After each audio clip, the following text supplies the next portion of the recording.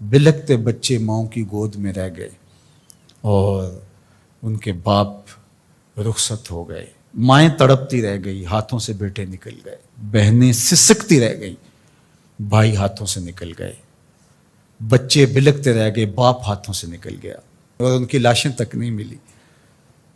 ان مجبوروں، ان بے بسوں، ان لاچاروں کے ساتھ کیا ہم عملی طور پہ کھڑے نہیں ہوں گے؟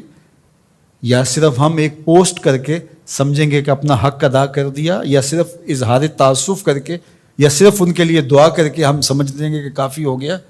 یا ہمیں عملی طور پہ ان کے لیے مقدور بار کھڑا ہونا پڑے گا؟ ہمارا دین تو ہمیں یہی سکھاتا ہے۔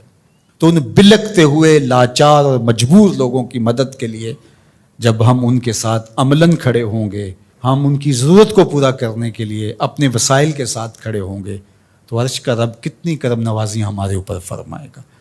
اس لیے میں آپ سے کہوں گا کہ مختلف محلوں میں مختلف مساجد کی انجمنیں باقاعدہ فنڈ کر کے، باقاعدہ وہاں جا کر کے ان لوگوں کی مدد کریں، عملی مدد کریں، اور اس میں دیر نہ کریں۔ وقت بڑی تیزی کے ساتھ گزر رہا ہے، ان کا ایک ایک لمحہ بڑا قیمتی ہے۔ ایک وقت کا کھانا کھایا ہے تو دوسرے وقت کا کھانا نہیں ہے۔ کھلے آسمان تلے پڑے، وہاں خیموں کی ضرورت ہے، وہاں ادویات کی ضرورت ہے، وہاں پکے ہوئے کھانے کی ضرورت ہے۔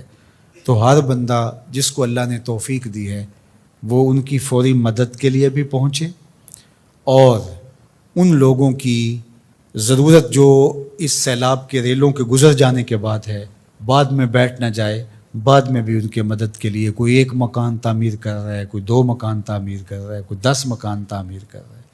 میں یہ کہہ رہا ہوں کہ ہر مسجد کے نمازی مل کے ایک ایک مکان اپنے ذمے لے لیں تو پاکستان کے اندر جو لاکھوں مساجد ہیں تو لاکھوں مکان ان کے بن جائیں گے۔ صرف مسجدوں کے نمازی مل کے، پورا محلہ 200 500 300 گھروں کا ایک محلہ ہوتا ہے، تو صرف وہ ایک ایک مکان اپنے ذمے لے لیں۔ یہ جتنے سکول ہیں، سرکاری ہیں، پرائیویٹ سکول ہیں، یہ ایک سکول 1 2 3 مکان اپنے ذمے لے لیں۔ ہر فیکٹری اپنے ذمے ایک ایک مکان لے لے۔ یہ جتنے پیٹرول پمپ بنے ہوئے ہیں، یہ ایک ایک 2 2 4 4 جو ہے وہ مکان اپنے ذمے لے لیں۔ پیرانے الزام 2 2 4 4 10 10 مکان اپنے ذمے لے لیں۔ ہر آستانہ اپنے ذمے مکانات لے لیں۔ تنظیمات الگ جو کام کر رہی ہیں، اللہ ان کو مزید توفیقات سے نوازے، جن کو توفیق نہیں وہ بھی اس کام میں آگے آئیں۔ تو یہ کوئی اتنا بڑا کام نہیں، ہم کھڑے کر سکتے ہیں اپنے بھائیوں کو۔ انصار مدینہ کی مثال ہمارے سامنے موجود ہے۔ یہ جو قافلے آئے تھے مکہ المکرمہ سے تو سب کو چھوڑ کے آگے تھے، حضور نے ایک کو ایک کا بھائی بنا دیا، مواقعات مدینہ اسے کہتے ہیں۔ تو انہوں نے آدھا آدھا سامان، اپنے باغ، اپنی ساری چیزیں آدھی آدھی ان کے سپرد کر دی کہ آپ ہمارے بھائی ہیں۔ کائنات میں مدد، نصرت، اعانت اور یوں بھائی چارے کی کوئی اور دوسری مثال اس طرح کی نہیں ہے، اور یہ دین قیامت تک ہے۔ تو وہ سنت مسلسل ہونی چاہیے کہ ایک ایک فیملی اپنے ذمے لے لیں۔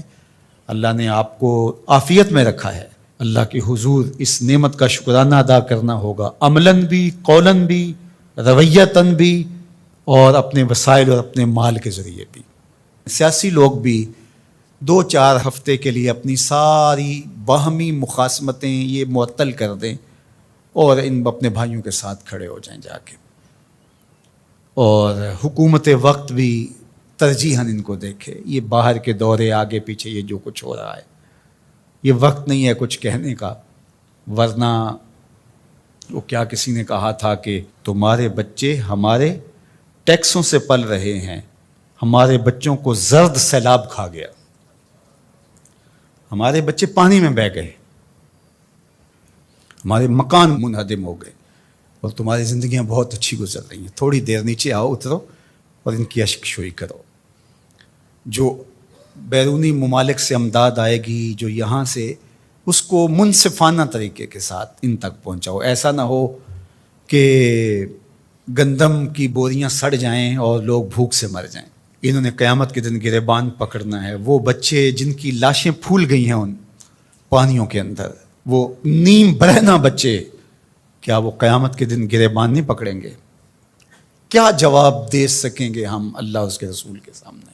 ادارۃ المصطفیٰ اپنی بساط کے مطابق اپنے ان بھائیوں کے ساتھ کھڑا ہے. آپ ہمارے ساتھ کھڑے ہو جائیں, مل کے ہم کام کرتے ہیں. جس تنظیم کے ساتھ بھی آپ کا اطمینان قلب ہے, اعتماد ہے, اس کے ساتھ کھڑے ہو جائیں. یہ بڑی تیزی کے ساتھ کام کرنے کا وقت ہے, زیادہ سوچنے کا وقت نہیں ہے. فوراً کسی کے ساتھ جڑ جائیں, خود چلے جائیں, دوڑ پڑیں وہاں. آپ ان کے ساتھ کھڑے ہوں گے, وہ اپنے ساتھ آپ کو موجود پا کر ہی جو ہے ان کو تسلی ہوگی, تشفی ہوگی کہ یہ ہمارے درد میں, ہمارے کوئی آنسو تو پوچھنے والا ہے.